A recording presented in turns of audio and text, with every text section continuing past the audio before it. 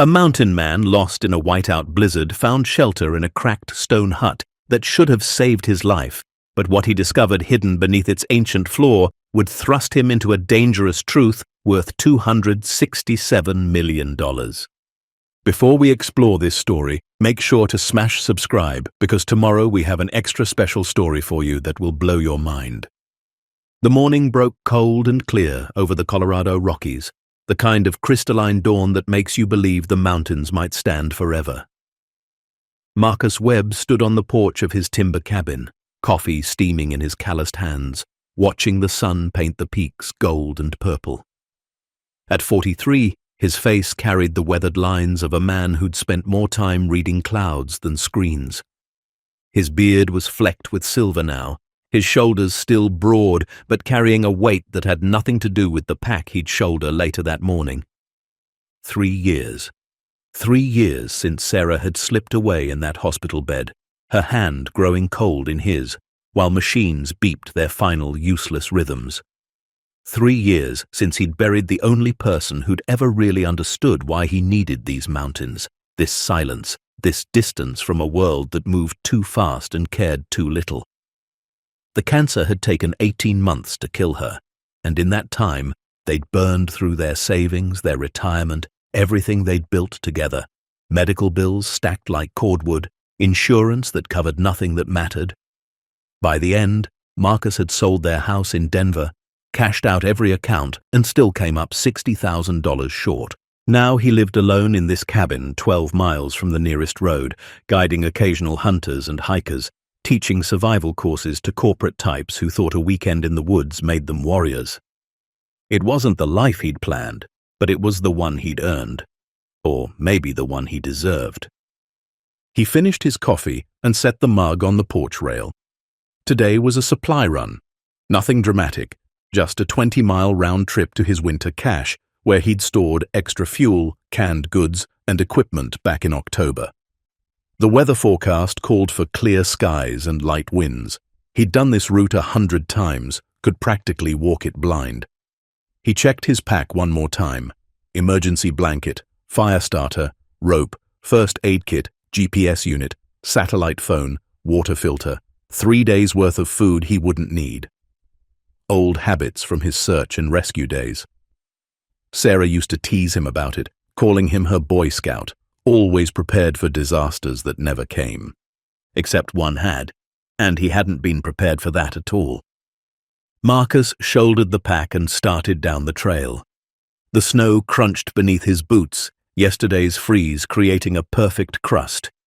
He moved with the easy rhythm of someone who'd walked these mountains for 2 decades, first as a park ranger, then search and rescue coordinator, now as a guide who preferred the company of pine trees to people. His breath formed small clouds in the frigid air. The temperature sat around 15 degrees, cold but manageable. He wore layers, thermal base, fleece mid, insulated jacket, all of it broken in and trusted. For the first 6 miles, everything went exactly as planned. He followed the ridgeline northeast, keeping the frozen creek to his left, marking his progress by landmarks he'd memorized years ago. The lightning-split pine, the boulder shaped like a breaking wave, the meadow where he'd once watched a grizzly dig for moths. The sun climbed higher, and the world sparkled like someone had dusted it with crushed diamonds. It was the kind of beauty that used to make Sarah grab his hand and squeeze, no words needed. But around mile 7, things changed. The wind picked up first, just a whisper through the evergreens, then a steady push from the northwest. Marcus glanced up. The sky had shifted from clear blue to a pale gray, and on the horizon something dark was building. He checked his watch, 10:30 in the morning. He checked his GPS, 4 miles from the cache, 8 miles from home. The weather forecast had been wrong before, but this looked serious. He picked up his pace.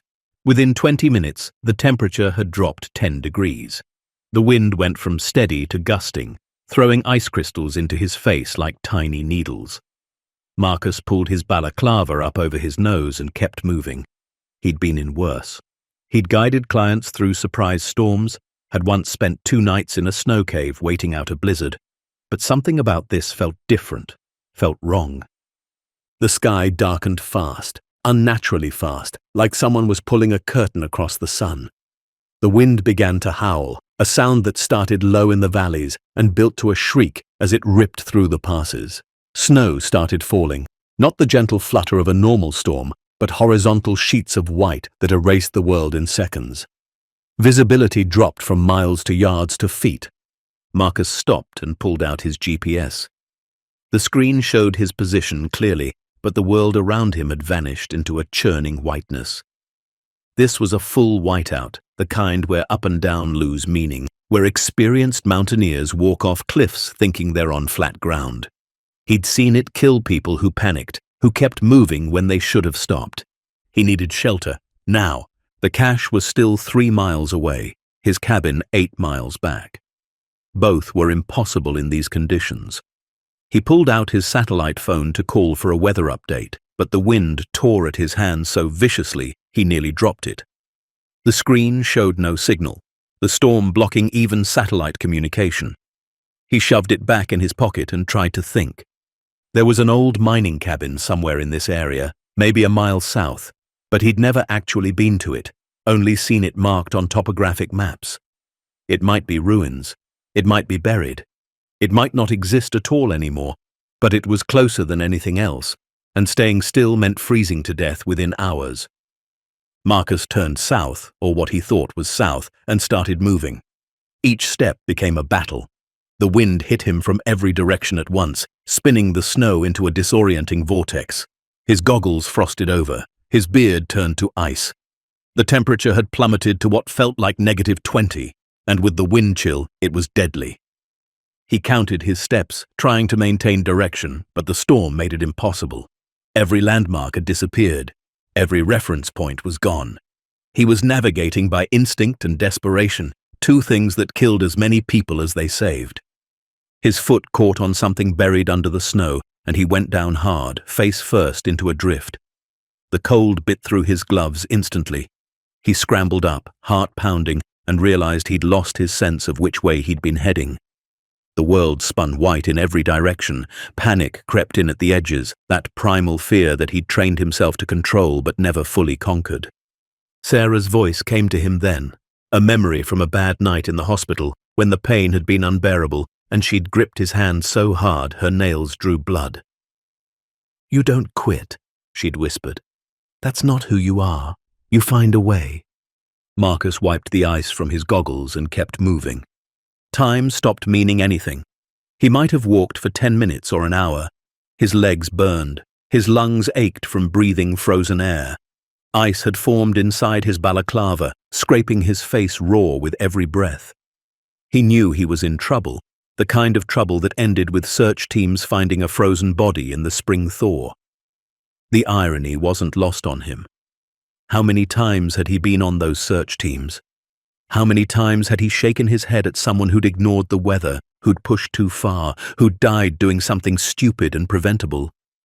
Then, through the swirling white, he saw something dark. At first, he thought it was a tree or a boulder, just another shadow in the storm. But as he stumbled closer, squinting against the wind, he realized it was a structure. Stone walls, maybe 6 feet high, half buried in snow and ice. Not the mining cabin he'd been hoping for. This was something older, stranger. Marcus pushed forward until he reached the wall. His gloved hands found rough stone, ancient and weathered, fitted together without mortar in a style he didn't recognize. The structure was circular, or mostly circular, about 15 feet across.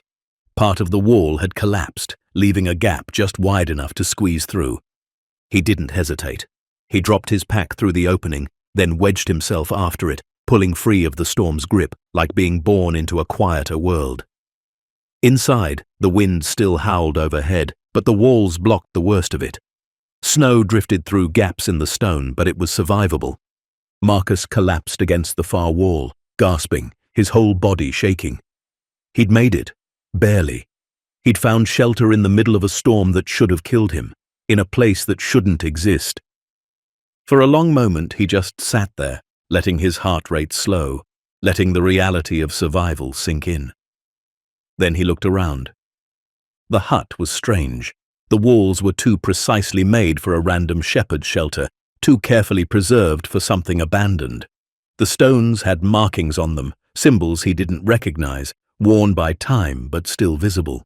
They looked almost like letters, but from no alphabet he knew. The floor was stone as well, flat and even, covered in centuries of dirt and debris, but clearly intentional in its construction.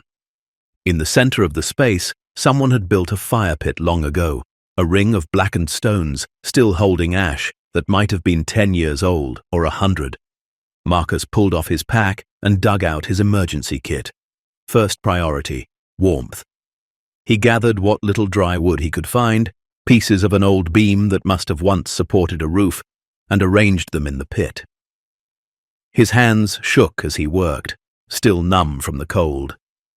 The fire starter took 3 tries, but finally a flame caught. He fed it carefully, building it up until real heat began to radiate through the small space. As warmth returned to his fingers and face, the pain came with it, that burning ache of frozen flesh coming back to life. He'd been closer to frostbite than he'd realized. Marcus pulled out his satellite phone and tried again. Still no signal. The storm was directly overhead now, turning the world outside into a screaming white hell. He was stuck here until it passed. Could be hours or days. He had food and water, and now he had fire. He'd survive. He sat back against the wall, letting his body rest. And that's when he noticed it. The sound was wrong. Not the wind, that was constant, but something underneath it. When he shifted his weight, the stone floor beneath him echoed slightly, a hollow sound that shouldn't be there. Solid stone doesn't echo like that. He stomped his boot lightly against the floor. The sound rang hollow again, definitely hollow. Marcus leaned forward, studying the ground more carefully. Most of the floor was covered in dirt, packed down by time, but near the wall where he'd been sitting, the stone was cleaner, more exposed. He brushed away some of the debris and found seams, deliberate lines where stones fitted together in a pattern. His pulse quickened. This wasn't just a floor. This was a cover. He pulled out his knife and worked it into one of the seams, prying gently. The centuries-old dirt gave way, and beneath it he found what he was looking for. A gap, intentional and precise. He worked along the seam, clearing more dirt, until he'd outlined a rectangular section about 3 feet by 4 feet. It was a door. A stone door set into the floor. Marcus sat back, staring at it. Every instinct from his search and rescue days screamed at him to leave it alone, to wait out the storm and get home safely. Whatever was under there had been sealed for a reason, had been hidden deliberately. Opening it could be dangerous, could be stupid. But Sarah's voice came to him again, from a different memory this time. They'd been hiking near Mesa Verde, looking at ancient cliff dwellings, and she'd turned to him with that spark in her eyes she got when something fascinated her. "You know what I love about mysteries," she'd said. "They're just stories waiting to be told, and sometimes the person who finds them is the one meant to tell them." Marcus made his decision. He wedged his knife deeper into the seam and pried upward. The stone was heavy, incredibly heavy, but it shifted slightly. He repositioned himself, got better leverage, and pulled harder. The stone panel lifted an inch, then 2 inches, then suddenly gave way, sliding to the side with a grinding sound that echoed in the small hut. Beneath it was darkness and a ladder. The ladder was old but solid, metal rungs set into stone, descending into a black void that his firelight couldn't penetrate. Cold air rushed up from below, air that smelled dry and stale, like it had been trapped for decades. Marcus grabbed his flashlight from his pack and shined it down. The beam revealed rough stone walls descending about 12 feet. Then the ladder ended at what looked like a floor. He couldn't see much else, but the space below was definitely man-made, definitely intentional. Outside, the storm raged on, shaking the walls of the hut. Marcus had nowhere to go, nothing to do but wait. And below him was a mystery that had been sealed away for God knew how long. He checked the ladder's stability, testing each rung carefully. They held firm. He looked back at the fire, making sure it was safe, then made his decision. He grabbed his flashlight, positioned himself at the edge of the opening, and started climbing down. The temperature dropped as he descended, not dramatically, but noticeably. The air tasted ancient, untouched by the world above. His flashlight beam bounced off stone walls, revealing careful construction, intentional design. This wasn't a natural cave. Someone had carved this space deliberately. Marcus's boots touched solid ground. He swept his flashlight in a slow circle and stopped breathing. He wasn't standing in a small cellar or storage space. He was standing at the entrance to a chamber, a real chamber, extending into darkness beyond his light's reach. The walls were reinforced with timber beams, old but still solid. The floor was smooth stone, cleared of debris. And along the walls, stacked in careful rows, were containers. Military containers. Metal, sealed, marked with numbers and dates he couldn't quite read from this distance. Marcus took a step forward, then another, his light revealing more with each step. The chamber stretched back at least 30 feet, maybe more. There were dozens of containers, all the same military green, all carefully stacked and organized.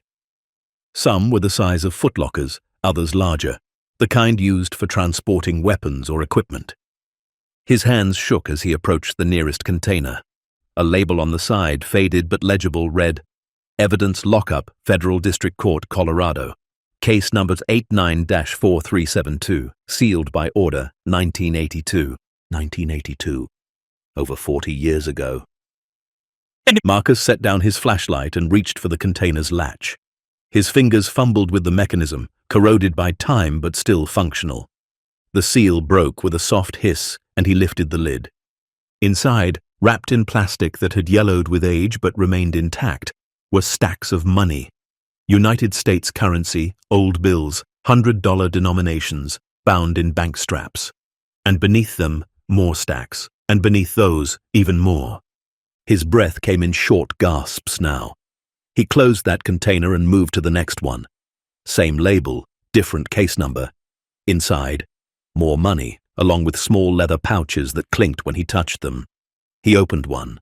Gold coins spilled into his palm, American eagles, perfectly preserved. Container after container revealed the same thing.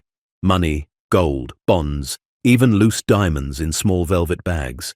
It was a fortune, an impossible fortune, hidden beneath a stone hut in the middle of nowhere. Marcus stumbled backward until his back hit the wall. His mind reeled, trying to process what he was seeing, trying to understand how this could be real. This wasn't a treasure from some romantic past. This was evidence, federal evidence from court cases in the 1980s. This was money that had been seized, secured, and then somehow hidden away. But why, and by whom? He swept his flashlight across the chamber again, and noticed something he'd missed before. In the far corner, sitting on a small wooden table, was a metal box, different from the others, smaller, more personal. He approached it slowly, almost afraid of what he might find. The box wasn't locked. Inside was a journal, leather-bound and thick, along with a stack of photographs and documents sealed in a waterproof pouch. Marcus pulled out the journal and opened to the first page. The handwriting was precise, controlled, the work of someone who'd been educated, someone who'd cared about being understood. "My name is Thomas Garrett," the first entry read. "If you're reading this, then I am dead, and this chamber has remained hidden as I intended. What follows is the truth that cost me everything. I pray you are someone who will know what to do with it." Marcus looked up from the page, his hands trembling, his mind spinning. Outside, the storm continued to rage. But down here, in this hidden chamber beneath the forgotten hut, he'd found something that would change everything. He didn't know it yet, but his life had just split into two parts, before he climbed down that ladder and after. And there was no going back. What happens next will reveal a decades-old conspiracy, expose powerful people who thought their secrets were buried forever, and prove that sometimes the most dangerous discovery is the truth. Stay tuned to see what happens next. If you're enjoying the story, please like, share, and subscribe for more. Marcus stood frozen in the underground chamber, Thomas Garrett's journal open in his trembling hands, the first page staring back at him like an accusation from the past. The air down here was impossibly still, preserved like everything else in this tomb of secrets. His flashlight cast long shadows across the military containers, each one holding pieces of a story that had been buried for over 40 years. He turned the page and began to read. March 15th, 1979. I have been a federal prosecutor for 11 years. I have put away murderers, drug dealers, and white-collar criminals who destroyed lives with the stroke of a pen. I believed in the system. I believed justice was possible if good people were willing to fight for it. Today, I learned I was wrong. Marcus's eyes scanned faster, his heart pounding. The case that opened my eyes began simply enough. A drug trafficking operation in Denver, multi-state distribution, the kind of organized crime we'd been trying to crack for years. We made arrests in coordination with the DEA, FBI, and local law enforcement. Seized assets totaling over $30 million in cash, gold, bonds, and other valuables. It should have been a victory. Instead, it became my nightmare. Marcus flipped through several pages, each one detailing Thomas Garrett's growing realization that the case was being dismantled from the inside. Evidence disappearing, witnesses recanting, key testimony being suppressed. And then the threats began. June 2nd, 1979. Someone broke into my house while my wife and I were sleeping. Nothing was taken, nothing was damaged. But on my pillow, they left a single photograph of my daughter Emily playing in her school playground. The message was clear: back off or lose everything. Marcus felt his stomach tighten. He knew that kind of fear, that helpless rage when someone threatens the people you love. He'd felt it during Sarah's illness, watching her waste away while insurance companies denied coverage and pharmaceutical executives got rich off her suffering. Different kind of enemy. Same powerless fury. The journal continued, and Thomas's handwriting grew more urgent, less controlled. I began investigating quietly, outside official channels. What I discovered was far worse than a simple drug operation. This was a network that had infiltrated every level of law enforcement and government in 3 states: judges, police chiefs, federal agents, state senators. They weren't just protecting the drug trade, they were running it. Using seized assets to fund operations, then redistributing the money through legitimate businesses they controlled. It was brilliant and utterly corrupt. Marcus set the journal down and opened the waterproof pouch. Inside were photographs, dozens of them, showing men in expensive suits shaking hands, sitting at restaurant tables, standing outside courthouses. Some faces he didn't recognize, others made his blood run cold. There were newspaper clippings too, obituaries mostly, of prosecutors and investigators who died in car accidents, house fires, random muggings gone wrong. Thomas Garrett had documented everything. Names, dates, bank accounts, shell corporations, payoffs. It was a roadmap of corruption so deep and so wide that exposing it would have destroyed careers, ended political dynasties, and sent dozens of powerful people to prison for life.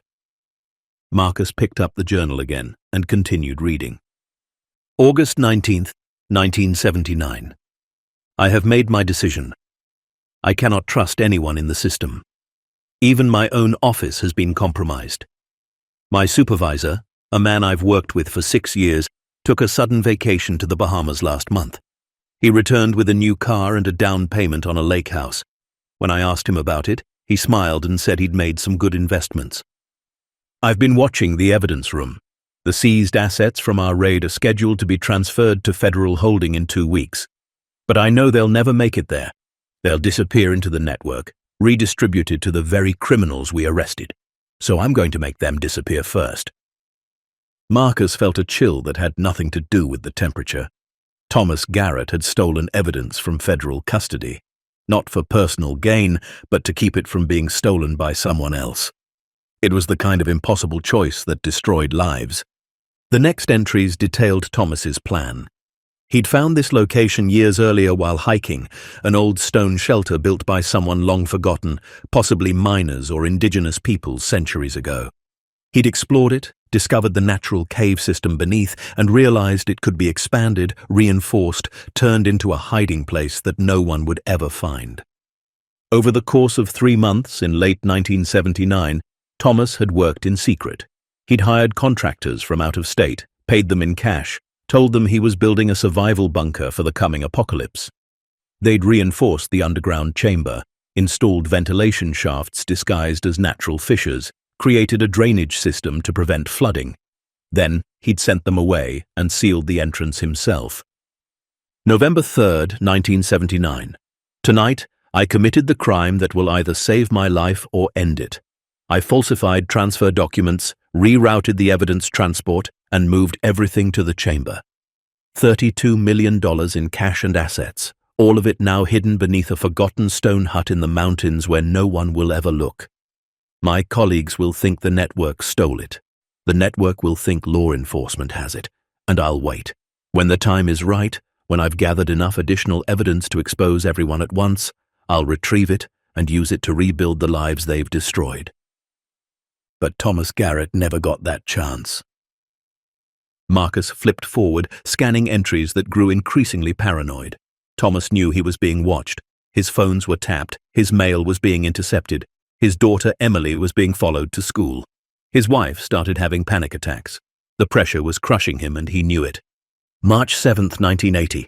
I've decided to disappear. I've told my wife everything. She's terrified, but she understands. We're going to fake my death, take new identities, and start over somewhere they'll never find us. The chamber will remain sealed until I feel safe enough to retrieve the assets. It could be years, it could be decades, but at least we'll be alive. Marcus turned to the final entries, his hands shaking. June 21st, 1984. The plan failed. We made it 2 years in hiding before they found us. My wife Eleanor was killed in what the police called a random home invasion. I know better. They murdered her to send me a message. I've been running ever since, changing locations every few months, living like a ghost. My daughter is grown now, safe in another state under a different name. She doesn't know about any of this. I've protected her by staying away. My heart has been giving me trouble. The doctor says it's stress, says I need to slow down, take medication. But I know what it really is. It's guilt. It's fear.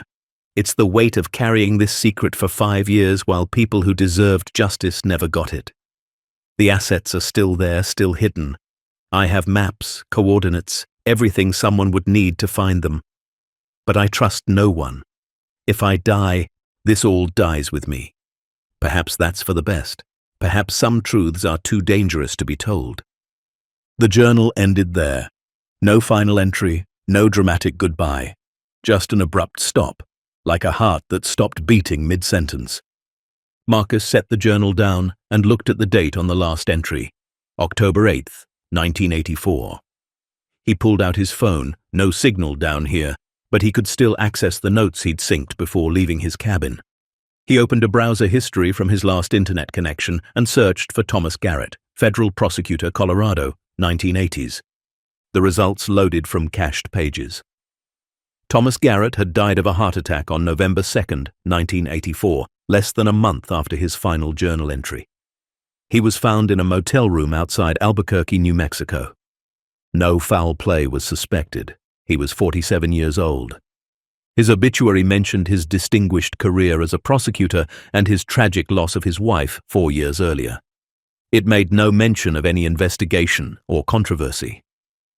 Marcus stood slowly, his legs cramping from crouching, and surveyed the chamber again with new eyes. This wasn't just a hiding place. This was a testament to one man's desperate attempt to fight corruption when the entire system had been compromised. Thomas Garrett had given up everything, his career, his life with his wife, his relationship with his daughter, all to protect evidence that could expose the truth. And he died before he could use it. Marcus walked deeper into the chamber, his flashlight revealing details he'd missed on first inspection. The space wasn't just one room. It extended back into a second chamber, smaller but just as carefully constructed. More containers lined the walls here, and in the center, a makeshift desk made from wooden planks. On it, sealed in plastic, were more documents. He opened the first package carefully. Inside were legal files, case documents from the original investigation, United States versus Castellano Enterprises and affiliated parties.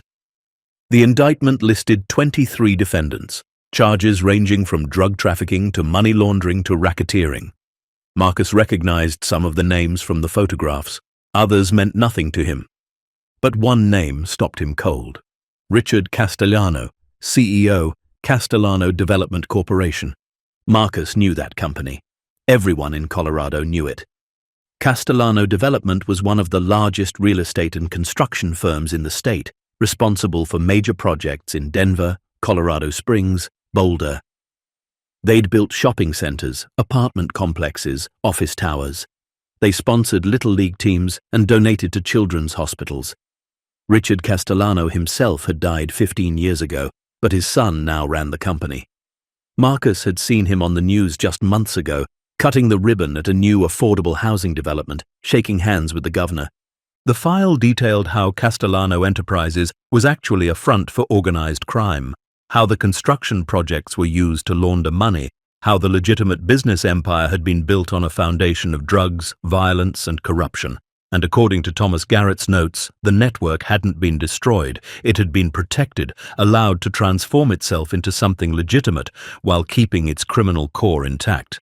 Marcus felt his breath coming faster now. He opened another package, this one containing financial records, bank transfers, shell company formations, payoff schedules. The numbers were staggering. Millions of dollars flowing through dozens of accounts, all carefully hidden behind layers of corporate structures and offshore holdings. And then he found the list: names, positions, dates of payments.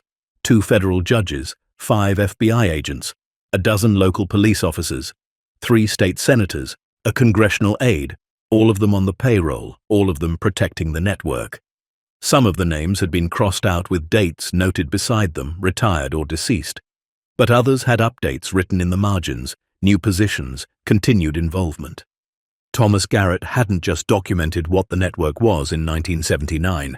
He'd tracked what it became over the next 5 years, watching as the criminals he'd tried to expose grew more powerful, more legitimate, more untouchable. Marcus sat down on the cold stone floor, his back against the wall, surrounded by containers holding $267 million. According to the calculations Thomas had made in his journal. Inflation had turned $32 million into a fortune that could change lives, fund investigations, or get him killed faster than he could spend a dime of it. His mind raced through possibilities.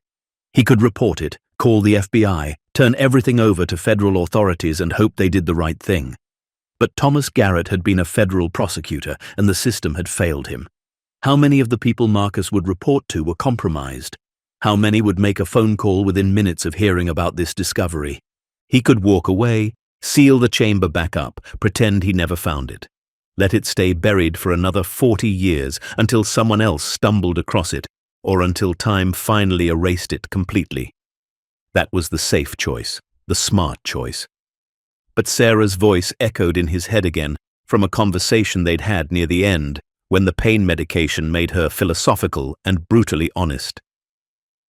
"You know what kills me," she'd whispered, her hand thin as paper in his. "It's not the cancer. It's knowing that the people who made the drugs I need set the prices so high that families like ours go bankrupt.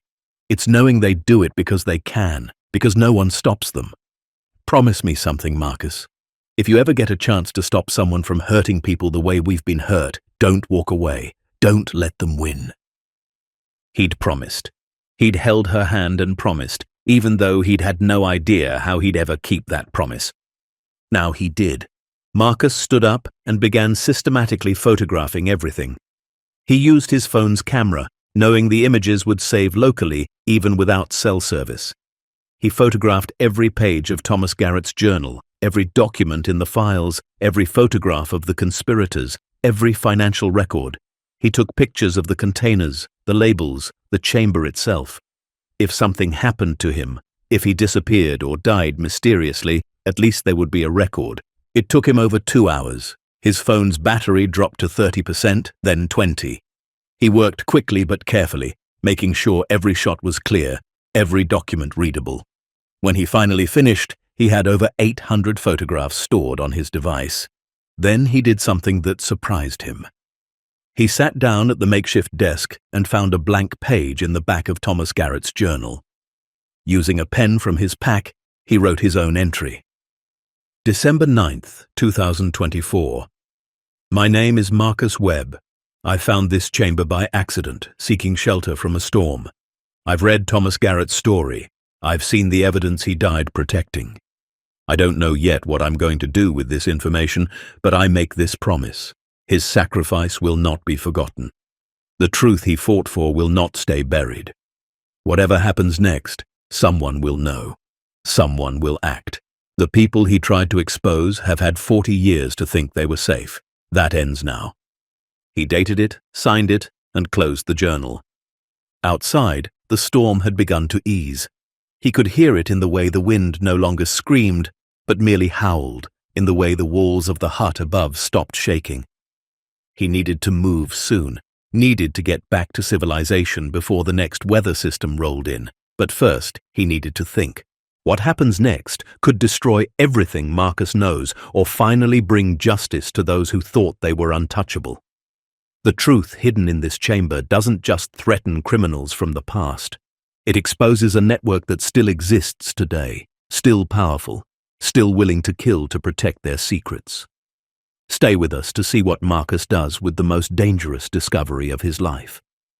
If you're on the edge of your seat, please like, share, and subscribe for more incredible stories.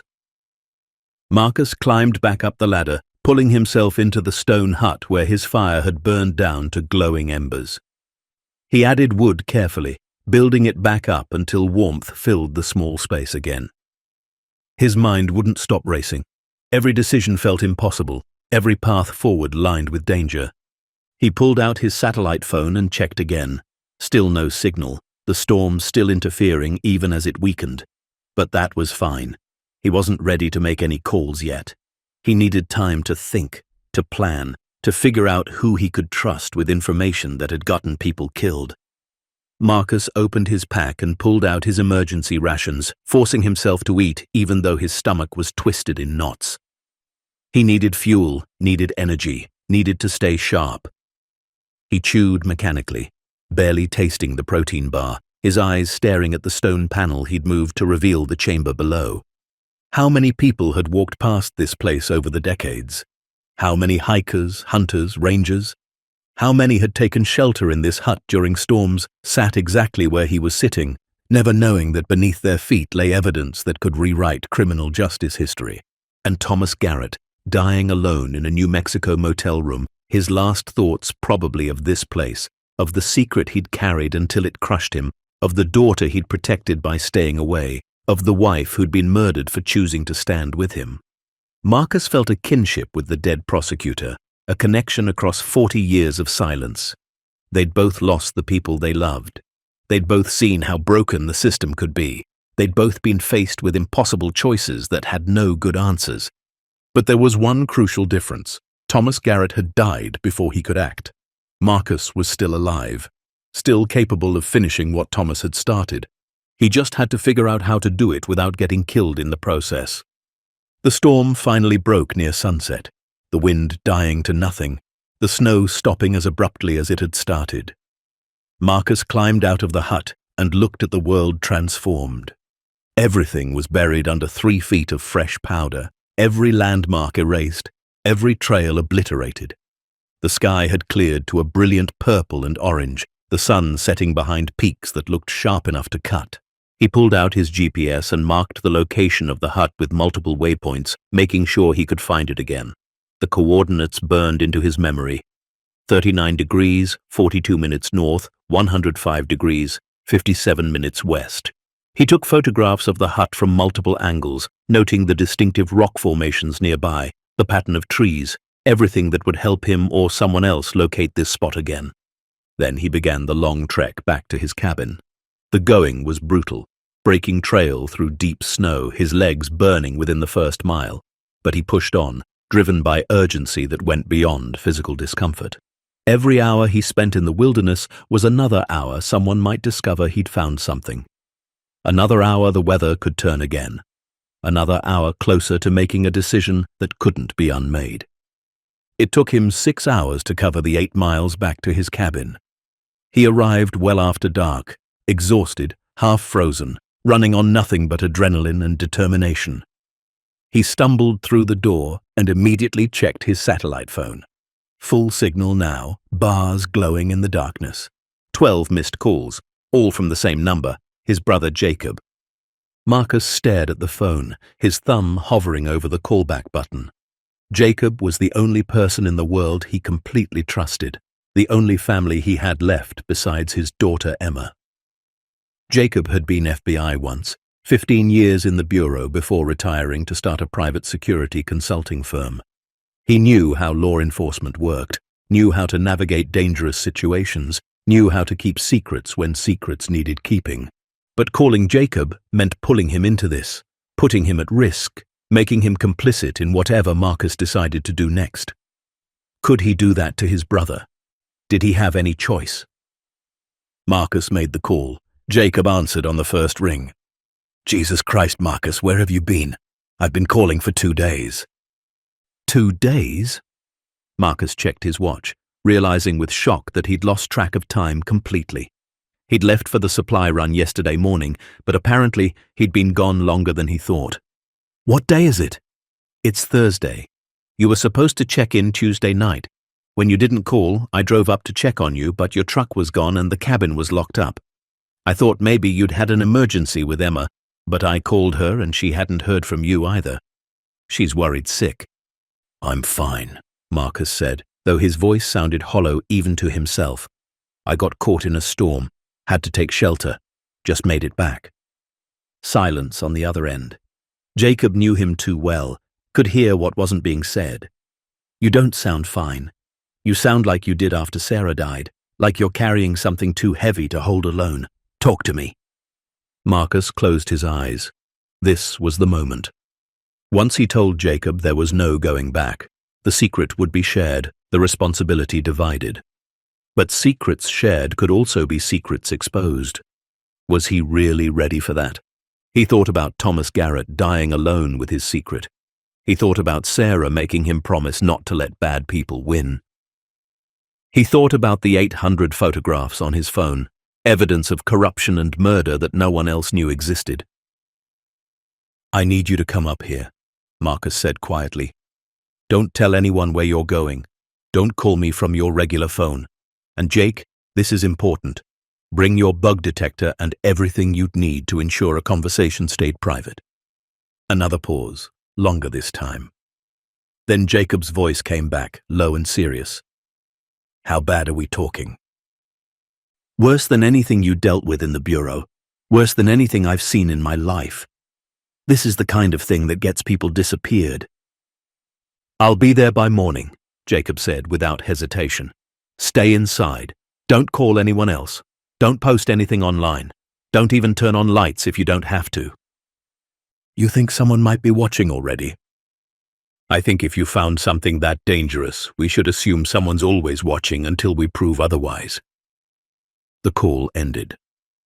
Marcus sat in the darkness of his cabin, the phone dead in his hand, and realized his life had just changed forever.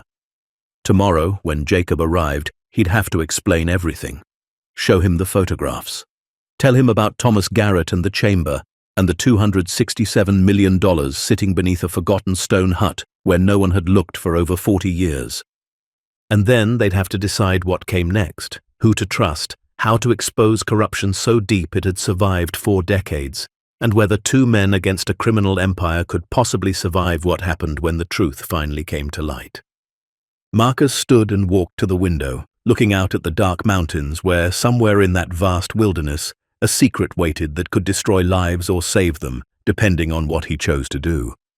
He'd spent 3 years running from grief, hiding in these mountains, convincing himself that solitude was safety. But Thomas Garrett's ghost had found him anyway, had reached across 40 years to hand him a burden the dead prosecutor could no longer carry. And Marcus knew, with absolute certainty, that he was going to carry it forward, whatever the cost, whatever the risk. Some promises to the dead mattered more than safety. The truth was coming, and the people who'd thought they buried it were about to learn that secrets, like bodies, don't stay buried forever. Jacob's truck pulled into the clearing just after dawn, the engine's rumble breaking the mountain silence like a warning bell. Marcus watched from the cabin window as his brother climbed out, moving with the controlled awareness of someone trained to spot threats. Jacob was 3 years older, broader in the shoulders, with grey threading through his dark hair. He wore civilian clothes, jeans, and a heavy jacket, but he moved like he was still wearing bureau tactical gear. Marcus opened the door before Jacob could knock. They didn't hug or exchange pleasantries. Jacob's eyes swept the cabin interior, cataloguing details, looking for anything out of place. He set down a black duffel bag and pulled out a device the size of a phone, sweeping it through the air in slow arcs. "Checking for listening devices," Jacob said quietly. "Probably paranoid, but better safe than dead." The device stayed silent as he moved through each room. After 10 minutes, he nodded. "We're clear. Now tell me what the hell is going on." Marcus gestured to the kitchen table where his phone sat, the screen dark but holding 800 photographs that could topple an empire. "I need to show you something, but before I do, I need you to understand that once you see this, you're in it. You can't unsee it, you can't unknow it, and the people connected to what I found have killed to protect their secrets." Jacob pulled out a chair and sat down, his expression unchanging. "Marcus, I spent 15 years investigating organized crime for the FBI. I've had death threats. I've worn a wire into meetings with people who'd put bullets in my head if they knew. Whatever you've got, I can handle it. This is different." Marcus sat across from him. "This goes back over 40 years. It involves federal judges, law enforcement, politicians. It's a criminal network that successfully transformed itself into legitimate business while keeping its core operations intact, and I've got evidence that proves all of it." Jacob's eyes narrowed. "Evidence from where?" "A chamber hidden beneath a stone hut about 12 miles from here. The man who hid it was a federal prosecutor named Thomas Garrett. He died in 1984 trying to expose the same people who are still in power today." For a long moment, Jacob said nothing. Then he reached for the phone. "Show me." Marcus unlocked the device and pulled up the first photograph. Thomas Garrett's journal, the opening page. Jacob read silently, his jaw tightening. Marcus swiped through image after image. The containers, the documents, the photographs of conspirators, the financial records, the organizational charts showing how money flowed from criminal enterprises through legitimate businesses and into the pockets of people sworn to uphold the law. 20 minutes passed, then 30. Jacob didn't speak, just absorbed the information with the methodical focus of someone trained to build cases from evidence. When Marcus finally reached the last photograph, Jacob set the phone down carefully, as if it might explode. "Jesus Christ," he breathed. "Do you understand what you found? This isn't just evidence of corruption. This is a complete roadmap to a criminal conspiracy that's been operating for over 4 decades. Some of these names I recognize them. Castellano Development, they're huge now. And this guy," he pointed to a photograph of a man in an expensive suit shaking hands with a senator, "that's Anthony Castellano, Richard's son. He's got connections all the way to the governor's office." "I know," Marcus said. "That's why I called you. If I report this through normal channels, how long before someone makes a phone call? How long before I have an accident or a home invasion or just disappear into these mountains and nobody finds my body?" Jacob stood and walked to the window, staring out at the peaks where morning light was painting the snow gold. Thomas Garrett was right not to trust the system. In 1979, the corruption was bad, but now these people have had 40 years to consolidate power, to legitimize their operations, to build networks of influence that make them untouchable through conventional law enforcement. "So what do we do?" Marcus asked. "Walk away? Let them keep winning?" "No." Jacob turned back, and Marcus saw something familiar in his brother's eyes. The same stubborn determination that had made him a good agent. The refusal to accept that evil could triumph simply because it was powerful. "But we have to be smart. We need to authenticate this evidence, make sure it's admissible, that a court would accept it. We need to identify which law enforcement agencies might still be clean. And we need leverage, something that ensures if anything happens to you or me, the truth still comes out." Marcus felt something loosen in his chest, a weight he'd been carrying alone now shared. "How do we start?" First, we secure multiple copies of everything. Cloud storage, physical drives sent to lawyers with instructions to release if we die. Second, we find someone in media we can trust. A journalist with the resources and protection to run this story. Third, we reach out to the one federal agency that might still be clean, the Inspector General's office. They investigate corruption within law enforcement. And if they're compromised too? Jacob's smile was grim. Then we burn it all down publicly and hope we survive the fallout. They spent the next 6 hours organizing the evidence. Marcus connecting his phone to Jacob's laptop, transferring files, creating encrypted backups on multiple drives. Jacob had brought equipment for this. Portable hard drives, secure cloud access, even a satellite uplink that would route their uploads through servers that couldn't be easily traced. As they worked, Marcus found himself talking about Sarah, about the crushing debt, about watching his wife die while insurance executives and pharmaceutical companies chose profit over compassion. Jacob listened without interrupting, his hands moving steadily across the keyboard. "This isn't just about Thomas Garrett's case," Marcus said quietly.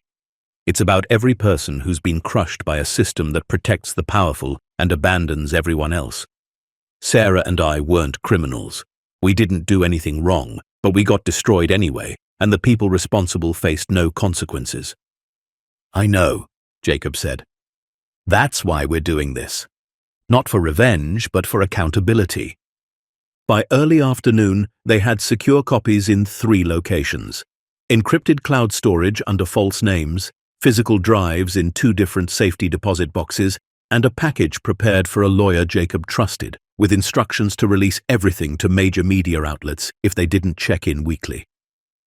"Now comes the hard part," Jacob said. "We need to reach out to potential allies without tipping off the people we're investigating. That means finding a journalist who's both trustworthy and capable of protecting sources." Marcus thought about it. Sarah used to follow an investigative reporter, someone who'd broken stories about corporate corruption and government cover-ups. Kate Morrison, I think her name was. She worked for a major paper but then went independent, started her own platform. Jacob's fingers flew across the keyboard. Kate Morrison, investigative journalist, specializing in organized crime and government corruption, based in Denver, won a Pulitzer in 2019 for exposing a multi-state fraud scheme. No corporate ownership of her platform, which means no pressure from advertisers or parent companies. He looked up. "She's perfect, but making contact is risky. We have to assume anyone we reach out to could be monitored." "What if we don't reach out directly?" Marcus suggested. "What if we give her a reason to come to us?" "How?" Marcus pulled up one of the photographs on his phone, a grainy shot from Thomas Garrett's collection showing Richard Castellano meeting with a federal judge in 1981.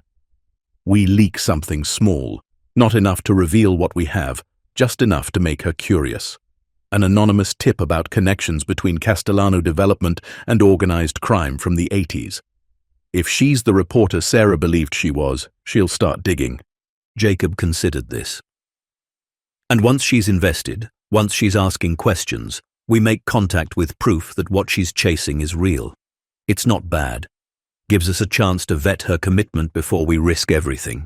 They spent another hour crafting an anonymous message, careful to include just enough detail to be intriguing without being incriminating. A mention of sealed federal cases from 1979. A suggestion that Richard Castellano's fortune had questionable origins. A hint that evidence might still exist if someone knew where to look. Jacob sent it through an anonymized email service, the digital equivalent of a message in a bottle tossed into the vast ocean of the internet. Now they had to wait and see if Kate Morrison took the bait. "What about your daughter?" Jacob asked. "Emma needs to know you're okay. She's been worried sick." Marcus felt guilt twist in his stomach.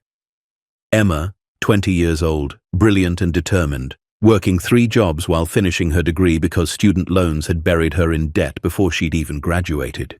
He'd raised her to be strong, to be independent, but he'd also taught her to question authority and fight for what was right. Traits that came from Sarah, traits that made him proud and terrified in equal measure.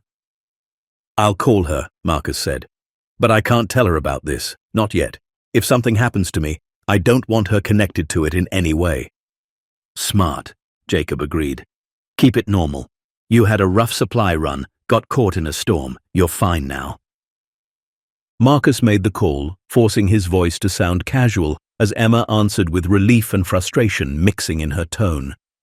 She scolded him for not checking in, made him promise to be more careful, told him about her classes and her jobs, and how she was barely sleeping but managing. He listened to her voice, so achingly like Sarah's, and felt his resolve harden. Emma deserved a world where hard work and talent mattered more than connections and corruption, where the system didn't crush people under debt simply for wanting an education or healthcare.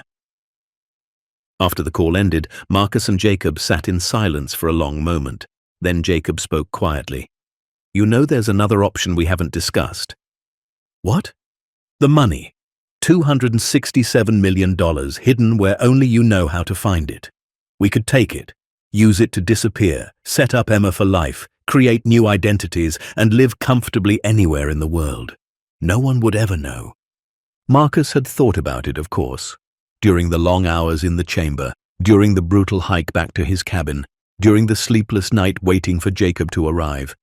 The temptation was real, seductive even. That money could erase Emma's debt, could give her the future Sarah had wanted for her, could let Marcus finally rest after years of struggling and surviving. But every time the thought formed, he saw Thomas Garrett's handwriting in that journal, saw the photograph of Garrett's wife, Eleanor, murdered for choosing to stand with her husband, saw the list of names, powerful people who'd built their fortunes on suffering and corruption, who'd never faced consequences because they'd successfully buried the truth. I can't, Marcus said. That money is evidence. It's proof of crimes that destroyed lives. Taking it would make me no different than the people who stole it in the first place. And it would mean Thomas Garrett died for nothing. Jacob nodded slowly. I had to ask, had to make sure you'd thought it through, because once we start down this path, there's no turning back. These people will come after us with everything they have. I know. And you're willing to risk it anyway. Marcus thought about Sarah making him promise not to let bad people win. Thought about Emma working herself to exhaustion under debt she'd carry for decades. Thought about Thomas Garrett dying alone, his secret intact but his mission unfulfilled. Yeah, Marcus said. I'm willing. They spent the rest of the day planning. Jacob used his security contacts to identify which federal officials might be trustworthy, which law enforcement agencies had reputations for independence. They mapped out a timeline, steps they'd take to verify evidence, authenticate documents, build a case so airtight that even the most corrupt judge couldn't dismiss it. As evening fell, they decided Jacob would stay at the cabin overnight. Safety in numbers, and Marcus's isolated location meant they could talk freely without worrying about surveillance. They made dinner from Marcus's supplies, simple food that tasted like cardboard because neither man had any appetite. Around 9 o'clock, Jacob's phone buzzed with an alert. He checked it, then looked up with an expression Marcus couldn't read. What? Marcus asked. Security notification from my house in Denver. Motion sensors triggered. Camera footage shows a vehicle parked across the street for the last 3 hours. Black SUV, tinted windows, plates registered to a shell company. Marcus felt his blood turn cold. Could be coincidence. Could be, Jacob agreed. But I don't believe in coincidences, not with this. He pulled up the camera feed on his laptop. The image showed a suburban street, his modest house visible, and across the street, barely visible in the darkness, a black SUV with its engine running, exhaust vapor drifting in the cold night air. They're watching your place, Marcus said, which means they know we're connected. Which means they might know you found something, Jacob finished. Or they're watching me for some other reason, and we're about to lead them right to what they're looking for. They stared at each other across the kitchen table, the weight of this realization settling over them like snow. How? Marcus asked. How could they know? I haven't told anyone but you. I've been careful. Jacob's mind was already working through possibilities. Your satellite phone calls. Did you use your regular phone at all near the chamber? No, I had no signal down there anyway. What about before the storm, when you were heading to your supply cache? Marcus thought back. I checked weather on my phone around 6 miles out. Lost signal after that until I got back here. That's it, Jacob said grimly. Phones ping cell towers constantly, even when you're not actively using them. If someone was monitoring your location, they'd see you deviate from your normal route, see you spend unusual time in an area you never visit, then see you return acting differently. It wouldn't tell them what you found, but it would tell them you found something. But who would be monitoring my location? I'm nobody. I'm a wilderness guide with no connections to any of this. Jacob pulled up something on his laptop, typing rapidly. Give me the coordinates of that chamber. Marcus recited them from memory. Jacob entered them into a mapping program, then overlaid property records and land ownership data. After a moment, he whistled low. The land where you found that chamber. It's part of a trust controlled by Castellano Development.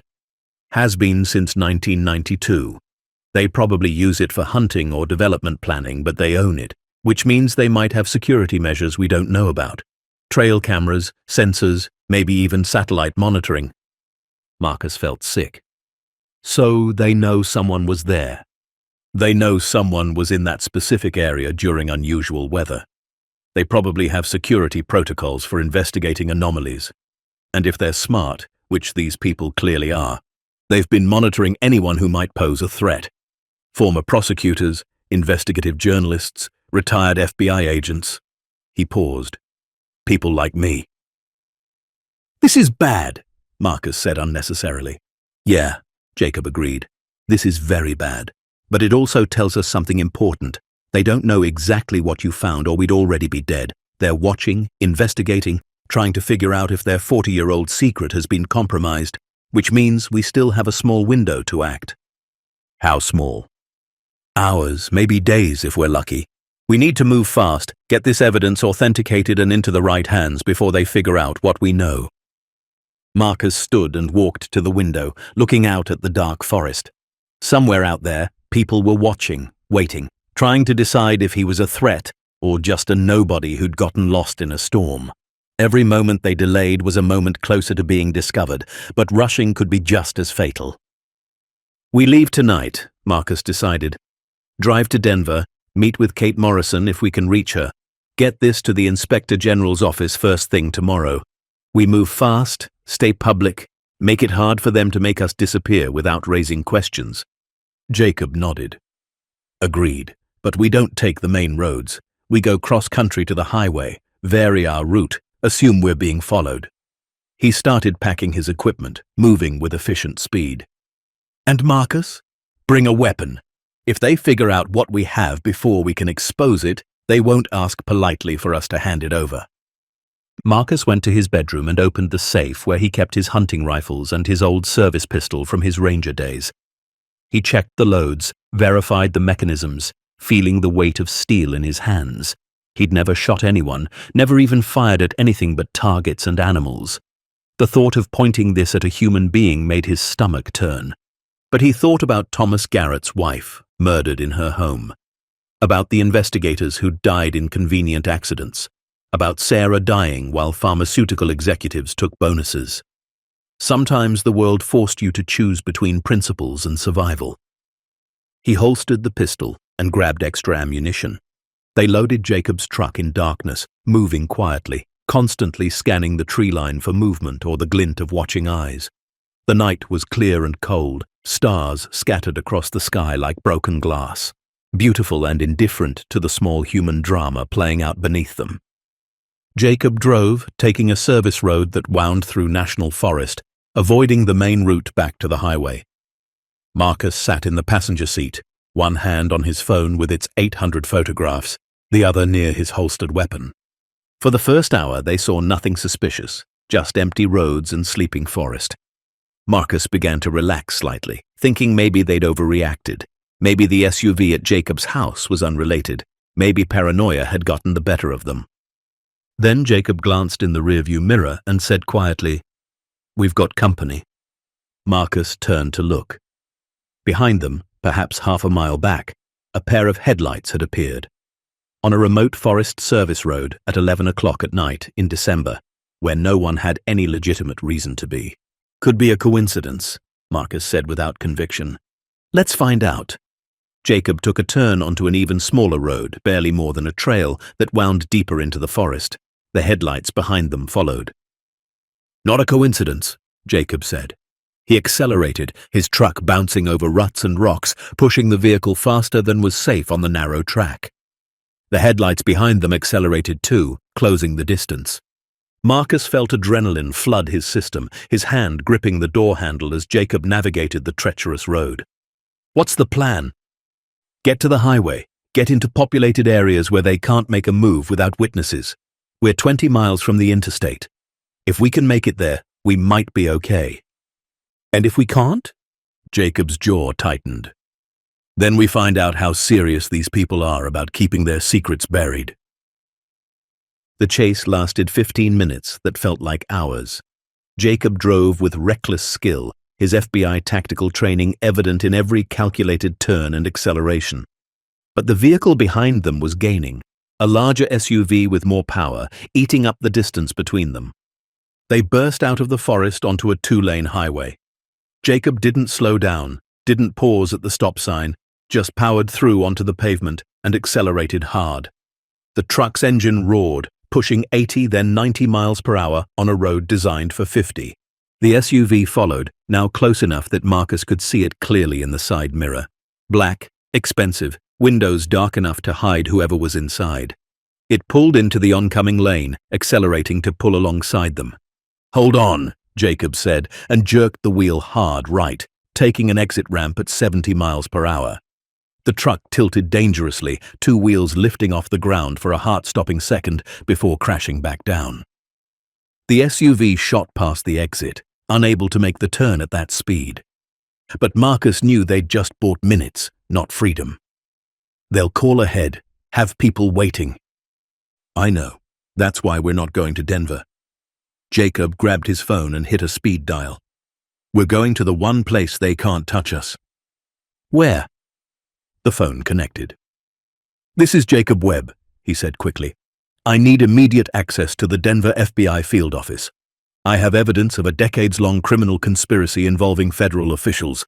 I'm being pursued by hostile parties and need protective custody for myself and my brother. Authorization code.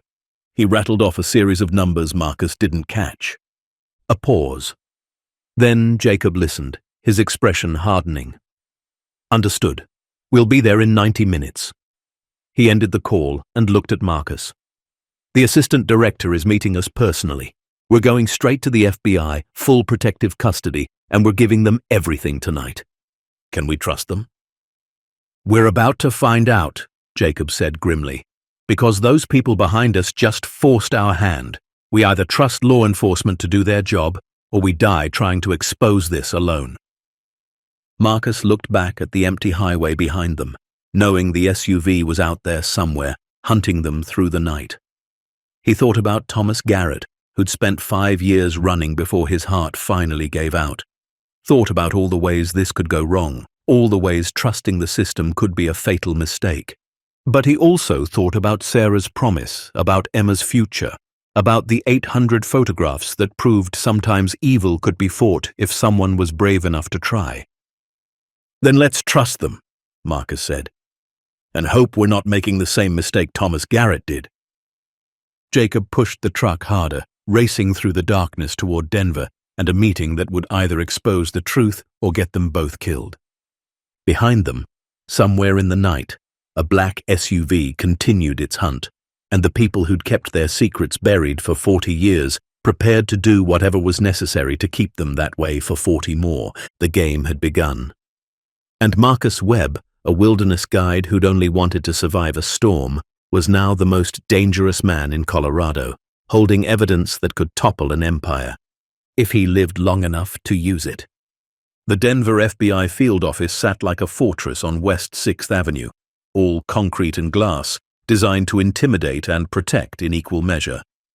Jacob pulled into the underground garage at 1:30 in the morning, the security gate rising after he'd shown his credentials to 3 different checkpoints. Marcus had never felt so exposed and so safe at the same time.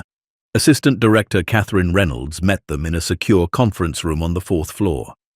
She was in her early 50s, with iron-grey hair pulled back severely and eyes that had seen enough lies to recognize truth when it walked through her door. 2 other agents flanked her, both armed, both watching Marcus and Jacob with the neutral expressions of people trained to expect threats from any direction. "Mr. Webb," Reynolds said, addressing Jacob, "it's been 4 years since you left the Bureau. I remember your work on the Valdez trafficking case. Good instincts, solid investigator." Her gaze shifted to Marcus. "And you're the wilderness guide who apparently stumbled into something bigger than a storm." Marcus nodded, suddenly aware of how he must look. 3 days of stubble, clothes still carrying the smell of wood smoke and fear, eyes red from exhaustion and adrenaline. But he met her gaze steadily. "I found evidence of a criminal conspiracy that's been operating since the late 1970s. Evidence that a federal prosecutor named Thomas Garrett hid before he died in 1984. And I have reason to believe the people involved know I found it and want me dead." Reynolds's expression didn't change, but something flickered in her eyes. Interest, maybe, or recognition. "Thomas Garrett. I know that name. He worked out of the Colorado district, prosecuted organized crime cases, died of a heart attack in New Mexico." She paused. "There were rumors he'd gone paranoid before his death, that he'd been investigating his own colleagues, making wild accusations about corruption. The official conclusion was that stress had broken him." "It wasn't paranoia," Jacob said. He placed a tablet on the table and pulled up the first of Marcus's photographs. "It was truth, and we can prove it." For the next 2 hours, they walked Reynolds and her team through everything. The storm, the chamber, Thomas Garrett's journal, the photographs of conspirators, the financial records showing how money flowed from criminal enterprises through shell companies and into legitimate businesses. The organizational charts that mapped corruption reaching into federal courts, state government, and law enforcement agencies across 3 states. Reynolds's expression grew harder with each image, her jaw tightening as she recognized names. At one point, she held up a hand to stop them. "This man," she pointed to a photograph of someone shaking hands with Richard Castellano in 1981. "That's former federal judge Harrison Mitchell. He retired in 2008 with full honors, gave speeches about integrity in the justice system." "According to Garrett's records," Marcus said, "Mitchell received over $200,000 in payments between 1979 and 1983. The money was laundered through a consulting contract with a company that Castellano controlled." Reynolds stood and walked to the window, staring out at the sleeping city. When she turned back, her voice was controlled, but Marcus could hear the fury beneath it. "Do you understand what you've brought me? This isn't just a case. This is a bomb. If even half of what Garrett documented is accurate, it implicates people who shaped criminal justice policy for decades, people who trained agents I've worked with, people who signed my promotion papers." "I understand," Marcus said, "and I understand that makes it dangerous to pursue. But Thomas Garrett spent 5 years running from these people. His wife was murdered. He died alone with this secret because he couldn't trust anyone in the system. If we don't act now, if we let this stay buried because it's inconvenient or dangerous, then we're telling every corrupt official that they can get away with anything as long as they're patient enough." The room fell silent. Then Reynolds sat back down. "I need to verify this evidence. I need to authenticate these documents, confirm the chain of custody, establish that what you found is admissible in court. That's going to take time." "How much time?" Jacob asked. "Days, maybe a week." "We don't have a week," Marcus said. "The people behind this know something's wrong. They followed us tonight. A black SUV with plates registered to a shell company. We barely made it here." Reynolds exchanged glances with one of the agents. "Did you get plates?" Jacob pulled up a photo on his phone, an image he'd captured from his rearview camera during the chase. Reynolds studied it, then handed it to one of her agents. "Run this. I want to know who owns that vehicle, who's been driving it, and where it is right now." She turned back to Marcus and Jacob. You're both going into protective custody. Safe house, 24-hour security, no contact with the outside world until we can assess the threat level. And I'm bringing in someone else, someone I trust completely who specializes in exactly this kind of investigation. Who? Marcus asked. Kate Morrison. Marcus felt his heart skip. The investigative journalist? Reynolds nodded. She's more than that. Kate works with law enforcement regularly, helps us build cases against organized crime by following the money through legitimate businesses. She's got protection we can provide and resources we don't have. If anyone can verify Garrett's evidence and trace it to current operations, it's her. Jacob leaned forward. We were planning to contact her anyway. Marcus's wife trusted her work. Smart, Reynolds said. Kate's been investigating Castellano development for 3 years, following rumors of connections to organized crime from the 80s. She's never been able to prove anything because the paper trail was too clean, too carefully sanitized. But if Garrett's documents show the original connections, if they prove how that empire was built, she'll know how to follow it forward to the present day. One of the agents returned with a printout. Reynolds read it, her expression darkening. The SUV is registered to Mountain Security Services, a private firm that provides protection for high-net-worth clients. Their biggest contract is with Castellano Development. They've been on retainer for 15 years. So, they sent their security people after us, Marcus said. Which means they know you found something, but they don't know what yet, Reynolds said. If they knew you had this evidence, they wouldn't have sent security contractors. They'd have sent someone more permanent. That gives us a small advantage. She stood decisively. Agent Morris will take you to the safe house. Get some sleep if you can. Kate Morrison will be there by morning and we'll start the verification process. In the meantime, I'm opening an official investigation into the Garrett case and requesting a warrant for the chamber location. You can't go there yet, Marcus said urgently.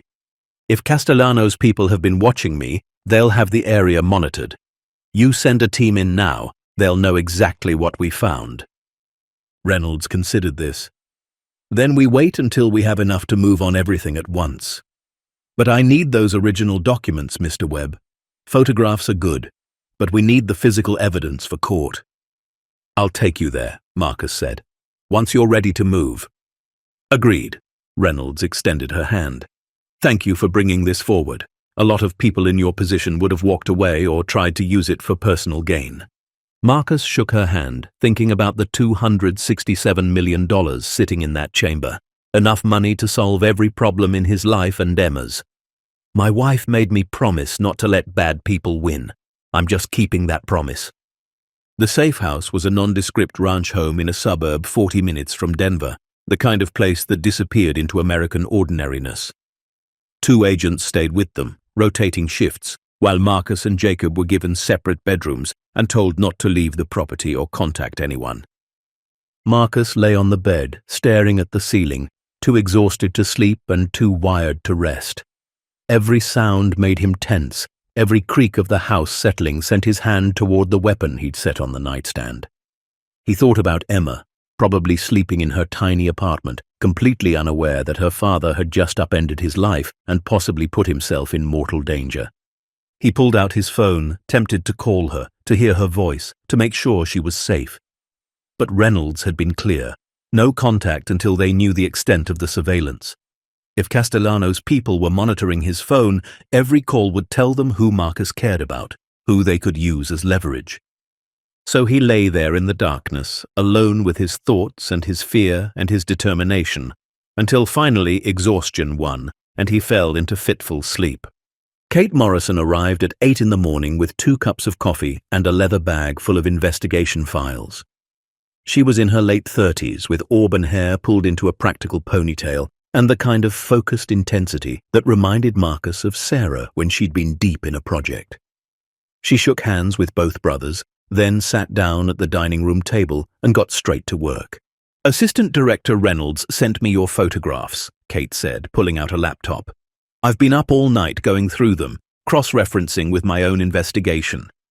Marcus, what you found is the missing link I've been searching for since 2021. The original connection between Castellano Enterprises and the criminal syndicate they supposedly had no relationship with. She pulled up side-by-side images on her screen. On the left, one of Thomas Garrett's photographs from 1980 showing Richard Castellano at a restaurant with known mob associates.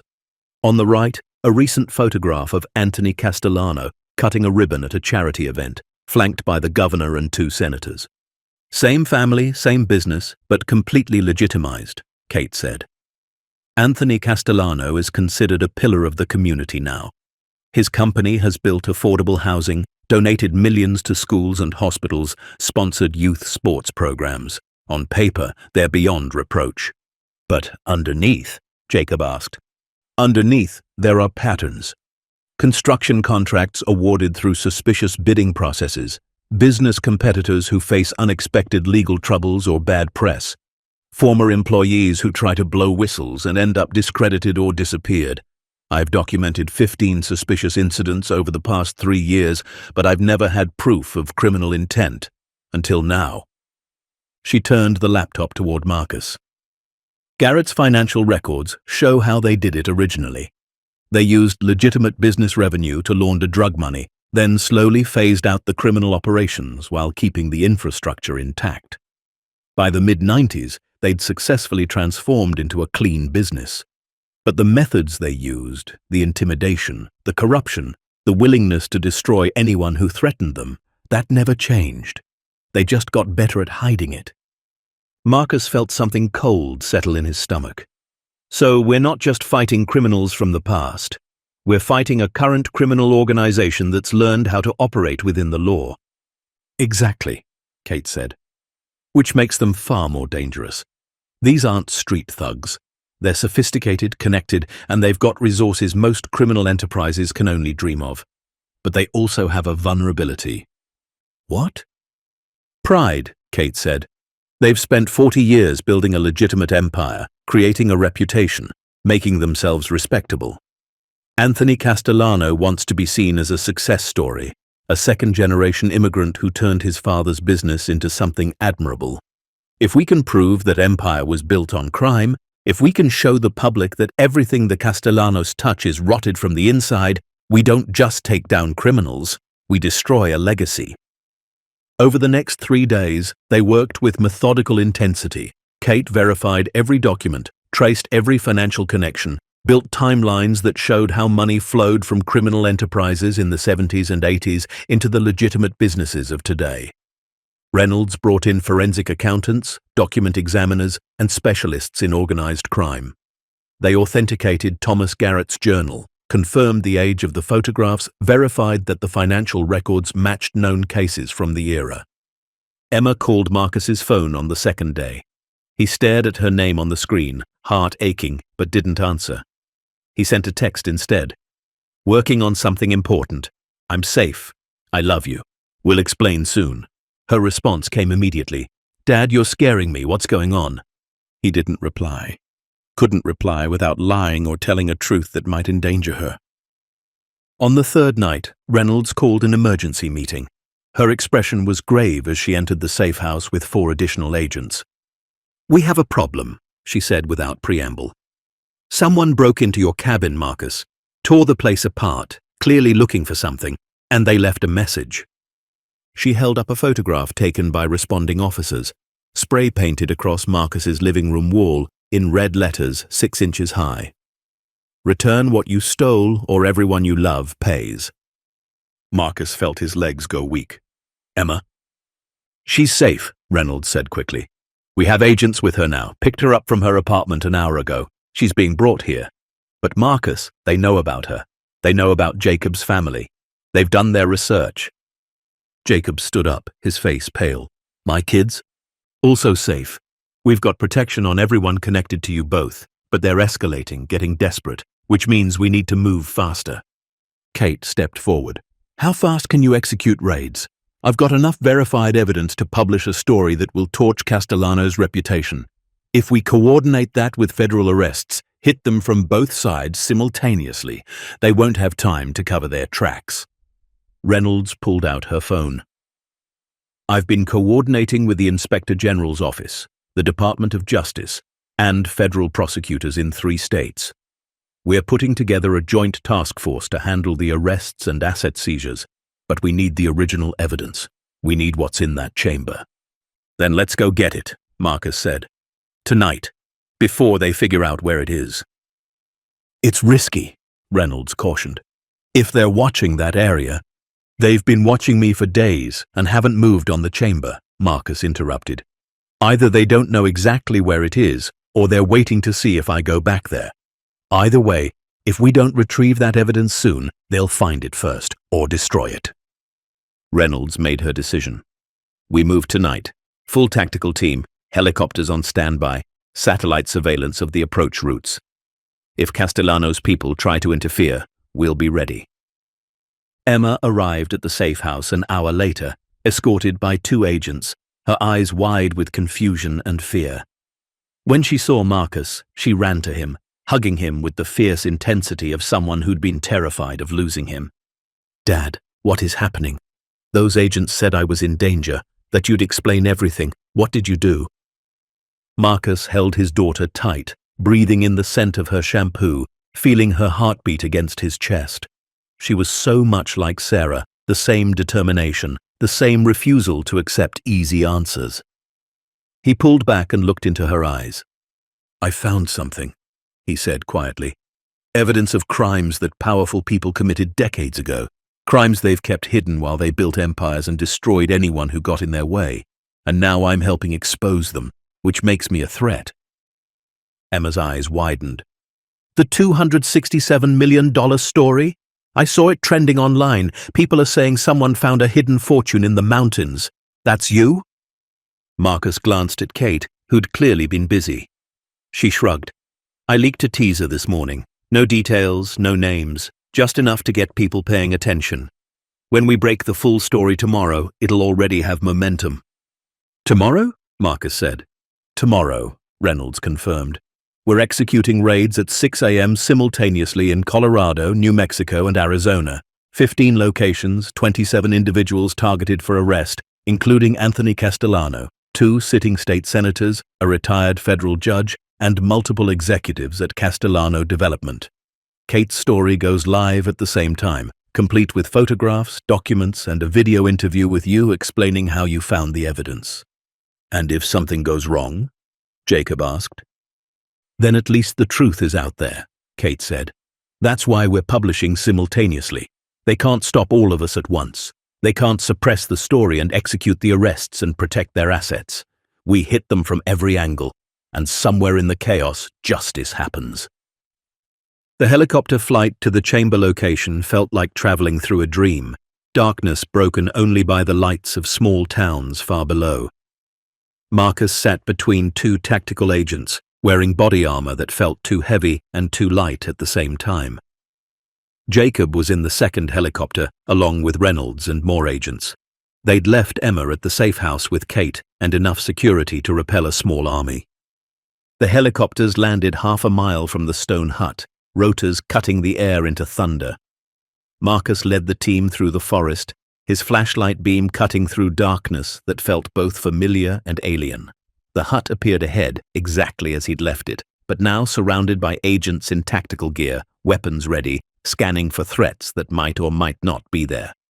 Marcus knelt beside the stone panel in the floor, his hands trembling as he worked it open. The ladder descended into darkness, and for a moment he was back in that storm, alone and terrified, stumbling into a secret that would change everything. Clear, someone said into a radio. No hostiles in the area. Marcus climbed down first, followed by Reynolds and a forensic team with lights and cameras and evidence bags.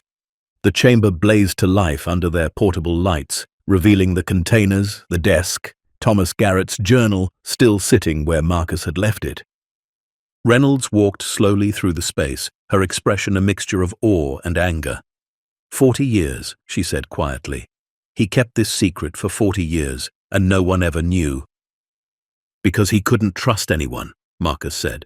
Because the system was so broken that telling the truth meant death. Not this time, Reynolds said firmly. She turned to the forensic team. Document everything. Photograph every container, every document, every surface.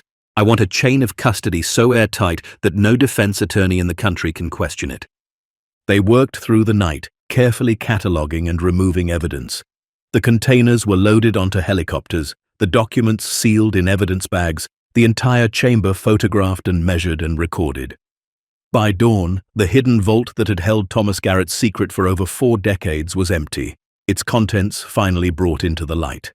Marcus stood at the entrance as the sun rose, watching the last helicopter lift off with its cargo of evidence and truth. Jacob came to stand beside him. "You did it," Jacob said. "You finished what Thomas Garrett started." "We did it," Marcus corrected. "All of us." His phone buzzed with a message from Kate. "Story is live. All hell is breaking loose. You're officially famous." Marcus pulled up the article on his phone. The headline screamed across the screen. Mountain Man discovers $267 million in hidden evidence exposing 4-decade criminal conspiracy. Below it, a photograph of the chamber, the containers, and prominently featured Thomas Garrett's journal open to the first page. Kate had written it perfectly, telling the story of a federal prosecutor who'd tried to fight corruption and paid with his life, and a wilderness guide who'd stumbled into completing that mission. She'd included photographs of the conspirators, then and now, showed how criminal enterprises had transformed into legitimate businesses while keeping their corrupt practices intact, named names, cited evidence, built a case that was impossible to dismiss. And at the bottom, a statement from the FBI. Following the recovery of evidence hidden by former federal prosecutor Thomas Garrett, a multi-agency task force has executed 27 arrests in connection with organized crime activities spanning 4 decades. The investigation is ongoing. Marcus refreshed the page. The story already had 50,000 shares, 100,000 views, comments pouring in faster than he could read them. The truth was spreading like wildfire, and there was no stopping it now. His phone rang. Reynolds. "Turn on the news." Marcus found a news broadcast on his phone. Every major network was covering the story. Footage of federal agents leading Anthony Castellano out of his mansion in handcuffs, the CEO of Colorado's most prominent development company, now facing charges of racketeering, money laundering, conspiracy to commit murder, and a dozen other crimes. A retired federal judge being arrested at his golf club. 2 state senators taken into custody at the Capitol building. Executives, lawyers, security personnel, all being rounded up in a coordinated operation that stretched across 3 states.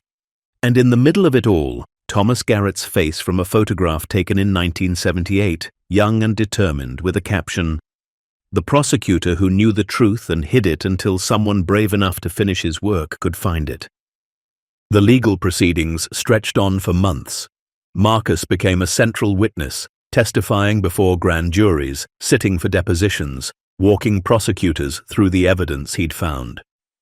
The defense attorneys tried everything to discredit him, painting him as an opportunist who'd fabricated evidence, but the forensic analysis was irrefutable. The documents were authentic, the financial records matched known cases, and the photographs couldn't be faked. One by one, the defendants began to break, accepting plea deals, turning on each other, providing testimony that filled in gaps Thomas Garrett hadn't been able to document. The network unraveled spectacularly, revealing corruption even deeper than Garrett had known. Anthony Castellano himself held out the longest, maintaining his innocence, claiming his father's sins shouldn't be his burden. But when prosecutors presented evidence that he'd continued the criminal operations, that he'd ordered intimidation and violence against business competitors as recently as last year, even his high-priced lawyers couldn't save him. The trial lasted 6 weeks. The jury deliberated for 3 days. The verdict was guilty on all counts. Standing on the courthouse steps afterward, Kate Morrison shoved a microphone in Marcus's face. "How does it feel to see justice finally served?" Marcus thought about Thomas Garrett dying alone in that motel room, his mission unfulfilled. Thought about Sarah making him promise not to let bad people win.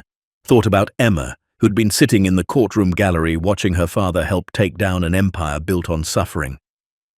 "It feels like keeping a promise," he said simply. The legal battle over the money took longer than the criminal trials. Federal prosecutors argued that the assets were proceeds from criminal activity and should be forfeited to the government. But Marcus's lawyers, working pro bono because they believed in the case, argued something different. The assets had been legally seized in 1979. They'd been held by a federal prosecutor acting in his official capacity to prevent corruption. Thomas Garrett had intended to use them to compensate victims and fund continued investigation. The fact that he'd died before completing that mission didn't change his legal authority to secure the evidence. It was unprecedented legal territory, and the argument stretched through appeals and counter-appeals until finally, 2 years after Marcus had climbed down that ladder, a federal judge made a ruling that satisfied no one and everyone.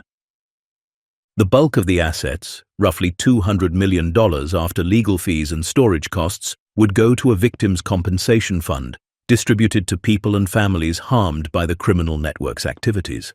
Another $40 million would go to the federal government to cover investigation costs, and the remainder, $27 million, would be split 3 ways: to Thomas Garrett's estate, to Marcus Webb as a whistleblower reward, and to a new foundation dedicated to investigating and exposing corruption in the justice system.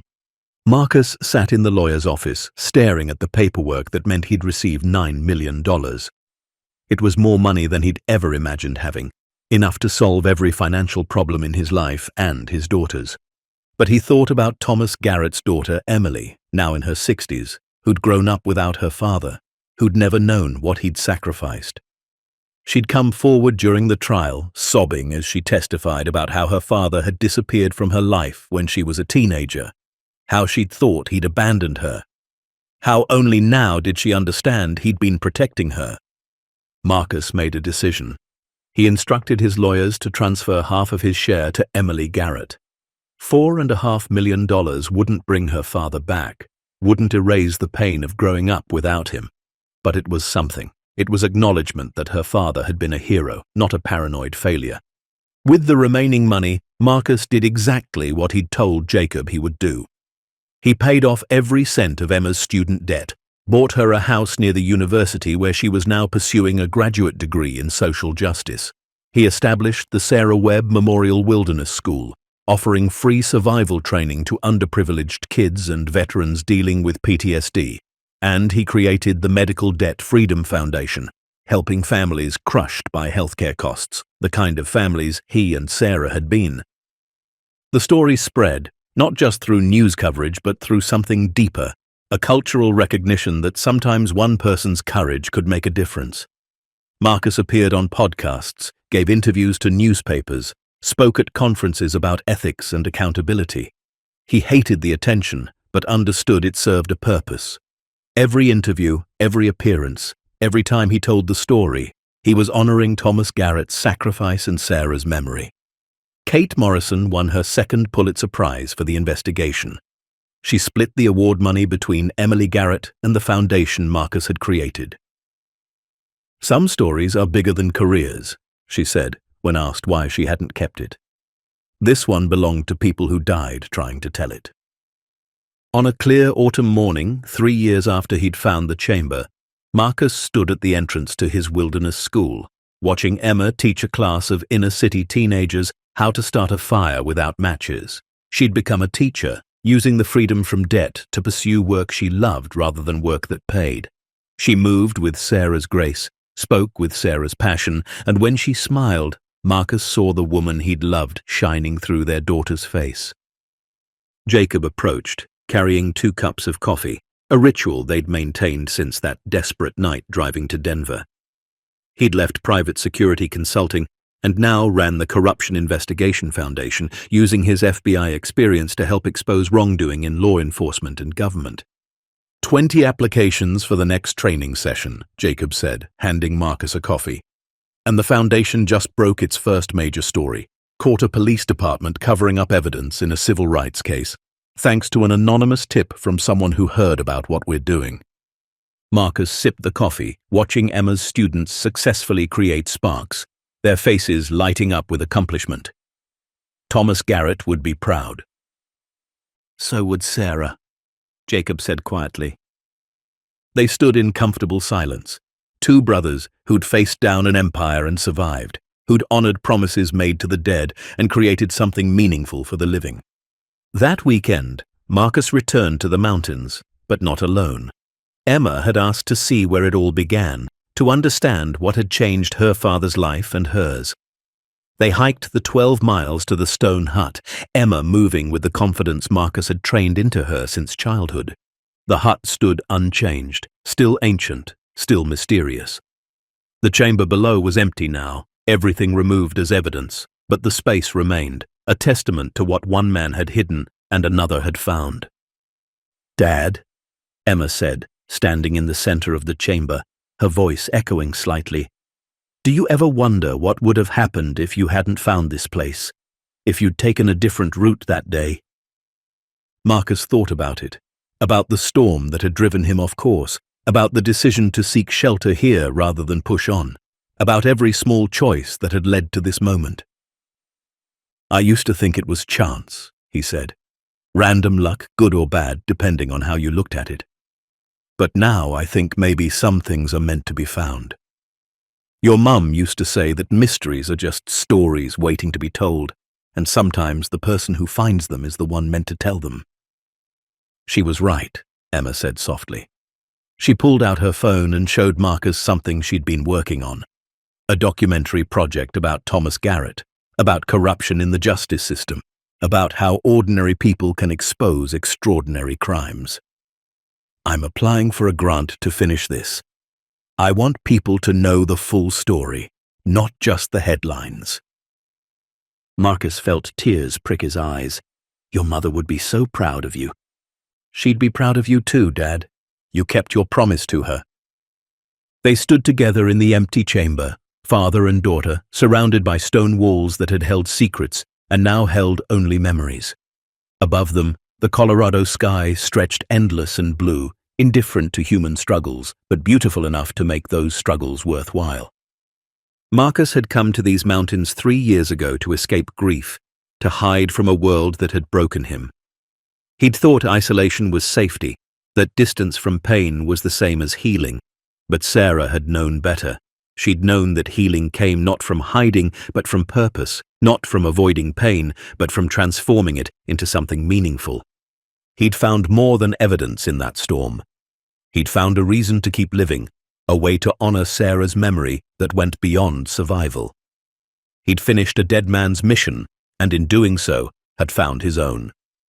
The mountain man who'd discovered $267 million had become something more important. A man who'd discovered that justice was possible, that corruption could be fought, that promises to the dead could be kept by the living. And as Marcus and Emma climbed back up into the sunlight, back toward the world where their work continued, he knew Sarah was with them, not as a ghost or a memory, but as the best part of who they'd become. Because anyone can find treasure if they're lucky. But it takes courage to find truth, wisdom to honor it, and love to share it with the world. The end. Up next, 2 more powerful stories are waiting for you. Click to keep discovering incredible tales of courage, justice, and hope. And don't forget to hit subscribe if you believe that one person's bravery can change the world, because tomorrow we have an extra special story that will inspire you in ways you never expected.